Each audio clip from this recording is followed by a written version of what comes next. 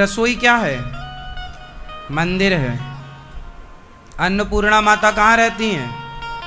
वहीं रहती हैं। तो आप बिना नहाए रसोई में जाती हो, बिना नहाए मंदिर जाना चाहिए? बेटा, रसोई में ही अन्न होता है और अन्न ही हमारे विचारों को बनाने और बिगाड़ने का मूल है। कहावत तो सुनी होगी, जैसा खाए अन्न वैसा होए। तो जब आप बिना नहाए अपनी रसोई में जाओगी तो फिर जब उस रसोई में आपके भोजन बनेगा तो वो भोजन भोग लगने के योग्य है ही नहीं। माँ अन्नपूर्णा की आवश्यकता हम सभी को होती है और माँ अन्नपूर्णा हमेशा हमारे घर की रसोई में विराजमान रहती हैं। तो रसोई में क्या न होने दें, क्या करें, कुछ चीज़ें मैं आपको बताता हूँ। समस्त गृहिणियों को जो सुन रही हैं, नहीं सुन रही हैं तो आगे जाके ये लोग वीडियो बना देंगे, उसका फिर आगे आप तक पहुंचा देंगे, आप शेयर कर दीजिएगा। सबसे जो चाहते हैं कि हमारे घर में कभी भी गरीबी न रहे, अन्न की कमी न रहे, हमारे घर कभी भी कोई आने वाला भूखा न लौटे, ऐसे लोगों को कुछ उपाय अपने घर के लिए अवश्य करने चाहिए। और ये सारी व्यवस्था रसोई की है, तो इसलिए माताओं की अहम भूमिका इसमें हो जाती है। पहली बात, जिस स्थान पर भोजन बनता है उसे हमारे यहाँ रसोई कहते हैं। आजकल नाम बदल गया है, वो रसोई भी समाज के साथ, युग के साथ परिवर्तित हुई, उसका नाम किचन हो गया है। अब वो किचन बन के हमारे घरों में विराजमान है। किचन हो या रसोई, विशेष इस बात का ध्यान देना है कि आपकी रसोई गंदी नहीं होनी चाहिए। जो रसोई, जो किचन गंदी होती है, वहां मां अन्नपूर्णा वास नहीं करती हैं। आप भी गंदे कमरे में तो नहीं रहना पसंद करेंगे, तो वो तो देवी देवता हैं। तो सबसे पहली आवश्यकता है आपके रसोई का स्थान स्वच्छ और पवित्र रहना। इसीलिए हमारे यहाँ गाय के गोबर से चौका लगता था रसोई में। तो कोशिश करें कि प्रत्येक दिन आप अगर चौका नहीं लगा सकते तो गंगा जल से अवश्य रसोई में छिड़काव करें, गंगा जल छिड़क दें। पहली बात, आपकी रसोई पवित्र होनी चाहिए, साफ होनी चाहिए। अशुद्धि हो गई ना भाई, शुद्धि भी कोई चीज होती है कि नहीं? जैसी राखो शुद्धि वैसी बनेगी। बोलो, जैसी शुद्धि वैसी स्वाभाविक है। आज के लोग मानते ही नहीं है। नहीं मानो तो भाई नहीं मानो, पर जो है आजकल बुद्धि क्यों भ्रष्ट है? पहले के लोगों की बुद्धि इतनी भ्रष्ट थी? उत्तर दो, थी? क्यों नहीं थी? क्योंकि पहले शुद्धि थी। पहले क्या थी? पहले रोज गाय के गोबर से चौका लगता था, मतलब आंगन को लिपाई होती थी। रोटी बनने के बाद, भोजन बनने के बाद पूरा चूल्हा साफ होता, चूल्हे को गाय के गोबर से लीपा जाता था। पूरे बर्तन साफ शुद्ध होते थे। और फिर उस चूल्हे में जाने वाली जो गृहिणी होती थी वो नहाकर, सवेरे स्त्रियां नहाती हैं, नहा करके सबसे पहले सूर्य भगवान को जल चढ़ाती हैं। पवित्र होकर, पवित्र भाव से, पवित्र मन से, पवित्र विचार से उस रसोई में प्रवेश करती हैं और उसी पवित्र भाव से जब भोजन तैयार करती हैं तो वही उसकी पवित्रता उसके भोजन के द्वारा उसके पति के अंदर और उसके पुत्र के अंदर प्रवेश करती है। वही पवित्रता, वही भाव जो एक गृहिणी का होता है, क्योंकि वही अन्न से आपका मन तैयार होगा, आपका शरीर तैयार होगा, आपका रक्त तैयार होगा। वही अन्न से ना सब तैयार होता है। इसलिए जितना पवित्र अन्न होगा उतना पवित्र मन होगा, जितनी बढ़िया शुद्धि होगी उतनी बढ़िया बुद्धि होगी, वरना भ्रष्ट हो जाएगी तुम्हारी बुद्धि। ऐसी अशुद्धि में रहोगी तो तुम्हारे पति के अंदर, तुम्हारे पुत्रों के अंदर गलत गलत विचार ही आएंगे। दूसरी बात जो अहम है वो ये है कि आपकी रसोई में जब आप प्रवेश करें तो ये चाकू इत्यादि होते हैं उसका दर्शन आपको प्रवेश करते ही नहीं होना चाहिए। ये जो काटने वाली वस्तुएं होती हैं जिनसे आप सब्जी वगैरह काटते हो, हमारे ब्रज में तो दरांत से काटते थे पहले, अब चाकू आ गए रसोइयों में, है ना। पहले दरांत वो होती थी, दरांत जानते हो, वह उसी से सब्जियां काट लेते थे। अब थोड़ा सिस्टम चेंज हुआ, दरांत बड़ा होता है, अब थोड़ा चाकू से काम चल गया है। और भी एक दो चीज़ें होती हैं जिनसे माताएं बहन सब्जी इत्यादि काटती हैं। कहने का अभिप्राय है जो सब्जियां काटने के काम आते हैं ऐसे वस्तुएं आपके रसोई में प्रवेश करते ही आपको उनका दर्शन नहीं होना चाहिए। इसका मतलब है उन्हें छुपा के रखो कहीं, जब आवश्यकता हो तब तो निकालो और फिर वहीं रख दो। अब इनका दर्शन करने से क्या होता है कि ये जितने भी काटने वाले संसाधन हैं ये नेगेटिव एनर्जी एकत्रित करते हैं। अगर आप प्रवेश करते ही इनका दर्शन करेंगे तो आपके हृदय में नेगेटिव एनर्जी, और रसोई में भी नेगेटिव एनर्जी आपके हृदय के माध्यम से, भोजन के माध्यम से, वो जो भोजन करेगा उन तक वो नेगेटिव एनर्जी प्रविष्टित हो जाएगी। इसलिए चाकू इत्यादि से ज़्यादा हित नहीं रखना चाहिए, जितना हो सके छुपा के रखे, काम करे और छुपा के रख दे, दर्शन बार बार उसका ना हो आपको। कई लोग तो मैं देखा है कमरे में भी कहीं रसोई में जाना ना पड़े इसलिए कमरे में ही चाकू रखते हैं, तो नेगेटिव एनर्जी आएगी ही आएगी। तो प्रवेश करते ही आपको इनका दर्शन न हो ऐसी व्यवस्था आपको करनी चाहिए। दूसरा, अपने घर का भोजन आपको कभी भी उघाड़ा नहीं रखना चाहिए, ढक के रखना चाहिए। चाहे वो सब्जी हो, दाल हो, खीर हो, इवन रोटियां भी हों, सलाद भी हो, जो भी वस्तु है उसे आप उघाड़ के नहीं रखें रसोई में, क्योंकि तमाम ऐसी शक्तियां होती हैं जो घरों के आसपास या घर में मंडराती रहती हैं। अगर वो उघड़ी रहेंगे, आपके भोजन की भोजन की सामग्री खुली पड़ी रहेगी तो उसमें कोई भी नेगेटिव एनर्जी जाके प्रवेश कर जाती है, और इससे माँ अन्नपूर्णा भी प्रसन्न नहीं होती, मक्खी गिर जाएगी, मच्छर गिर जाएगा। इसका मतलब है आप रसोई में सावधान नहीं हो और फिर अन्नपूर्णा माँ रुष्ट हो जाएगी। कैसे विचार आएंगे? क्योंकि अशुद्धि में आपने कार्य किया है तो अशुद्धि तो अपना प्रभाव दिखाएगी। वो गलत विचार, अशुद्धि मीन्स नेगेटिविटी, शुद्धि मीन्स पॉजिटिविटी, सकारात्मकता और नकारात्मकता, ये आपसे ही जाएगा सब कुछ अंदर। मैया आप भी बिना नहाए बनाती हो? आपसे चाय नहीं बनाना बिना नहाए, हाँ? अब नहीं बनाना। रसोई में जाओ भी मत बिना नहाए, रसोई में प्रवेश करने से बच्चों बिना नहाए। बच्चों को भी सिखाओ बेटा यहां नहा के आना है। पवित्रता का विशेष ख्याल रखना चाहिए।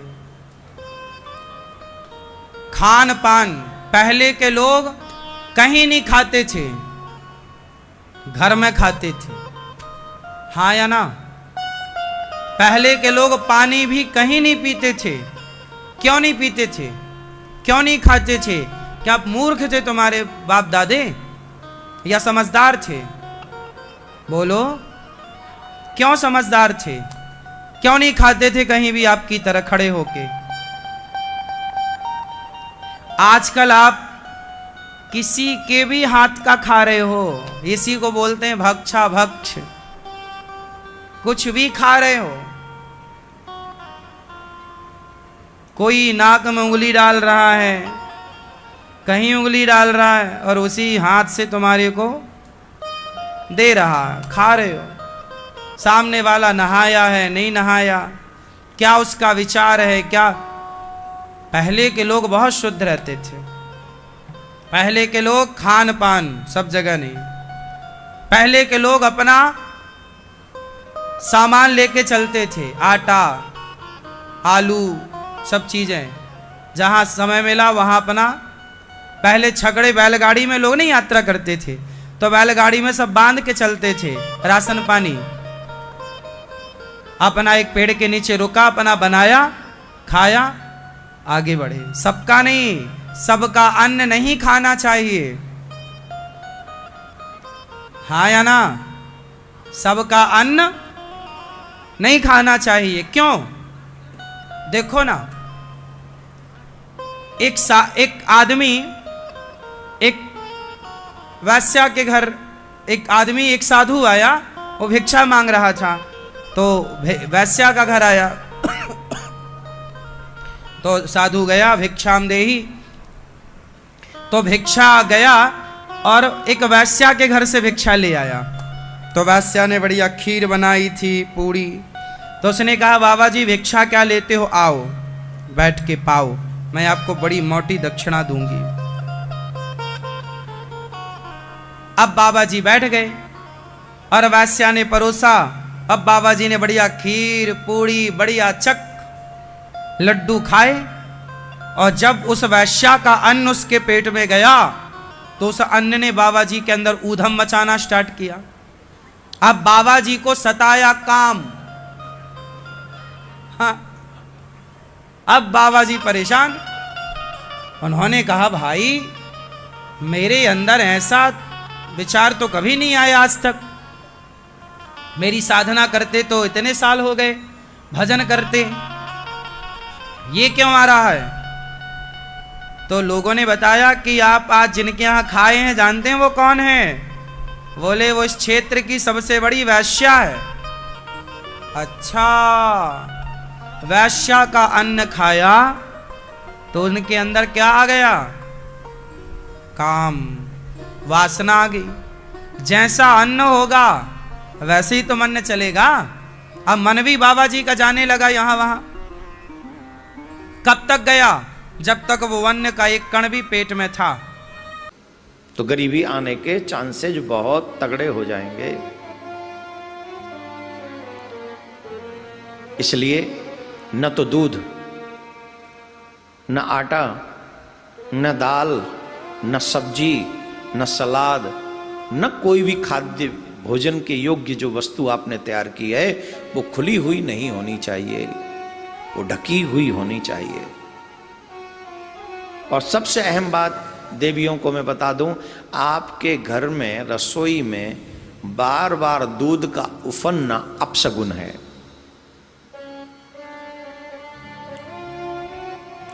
आपके घर में बार बार दूध नहीं उफनना चाहिए।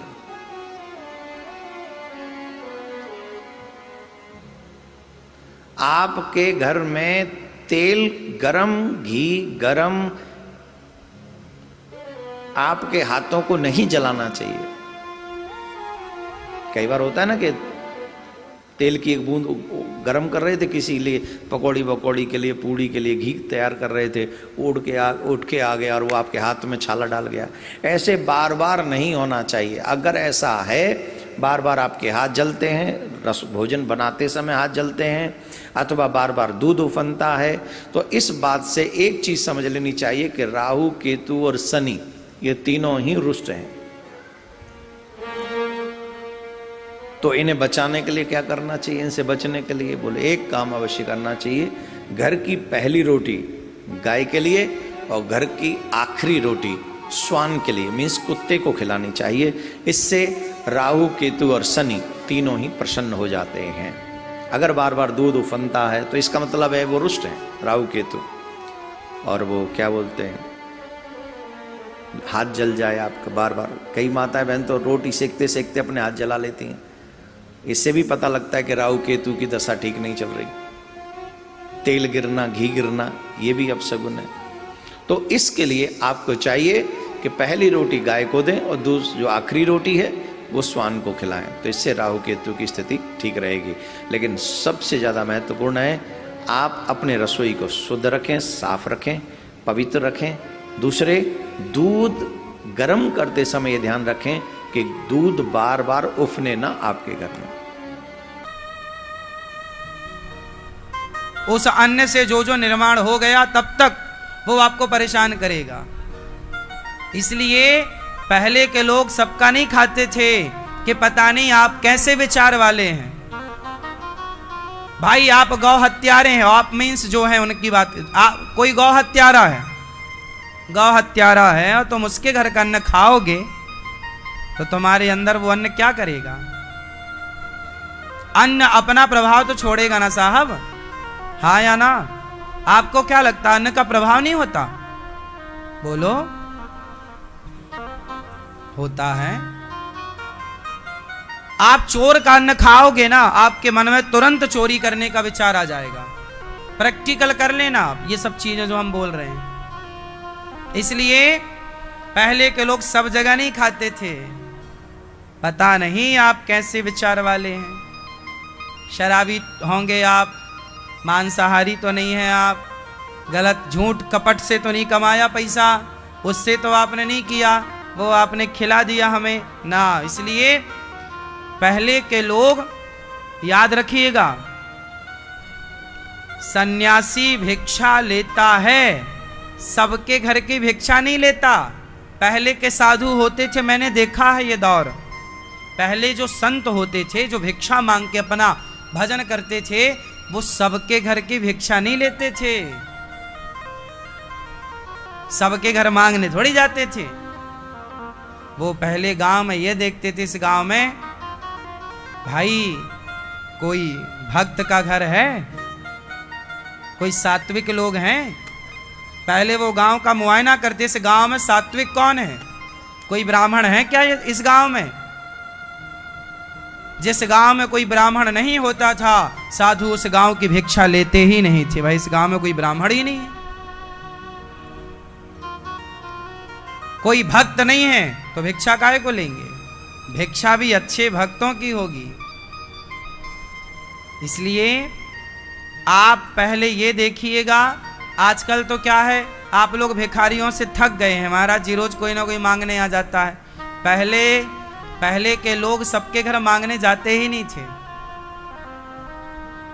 जब चैतन्य महाप्रभु ने सन्यास लिया, जब चैतन्य महाप्रभु जी ने सन्यास लिया तो वो सबके घर भिक्षा थोड़ी मांगते थे। सन्यासी उन श्रेष्ठ आचार्य, श्रेष्ठ भक्तों के यहां जिनके हृदय में भक्ति का वास है, अरे भक्ति के वास जिनके घर में है, भक्तों के यहां खाएंगे तो भक्तों की भक्ति हमें प्राप्त होगी।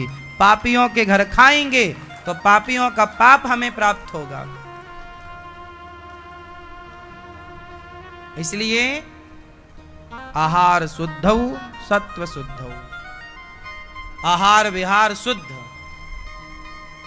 तो आज से आप अपने बच्चों को ये सब सिखाओ, बाहर की चीजें कम खाएं, अच्छा भोजन बनाओ। मेरी माँ घर पर, माँ अच्छा बनाए, पवित्रता से बनाए, अच्छे मन से बनाए, वो खाएंगे आपके पति, वो खाएगा आपका बच्चा, तो नित्य स्वास्थ्य भी अच्छा होगा, बुद्धि भी अच्छी होगी।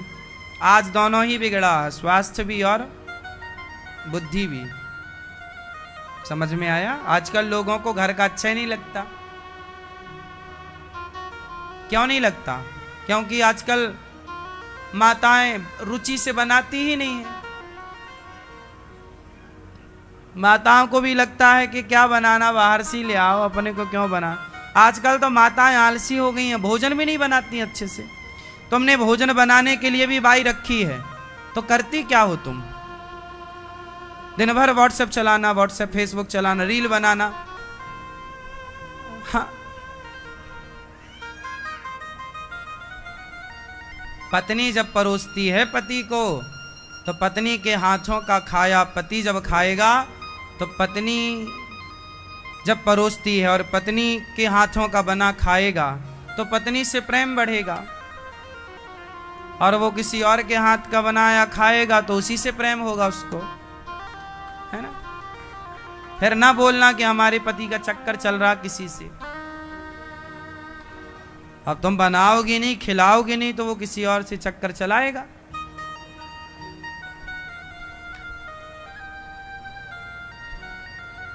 इसलिए खान पान अच्छा हो, सात्विक हो, होना चाहिए कि नहीं। ये छोटी छोटी कुछ चीजें हैं, इनका ध्यान रखेंगे। रसोई में ही आपका मां अन्नपूर्णा का वास होता है, और जिस घर में मां अन्नपूर्णा प्रसन्न होती हैं, मां लक्ष्मी उस घर से कभी जाती नहीं है। तो आप चाहते हैं कि अगर गरीबी ना आए तो रसोई को साफ शुद्ध रखिए, दूध को फनने मत दीजिए, सावधानी से भोजन बनाइए।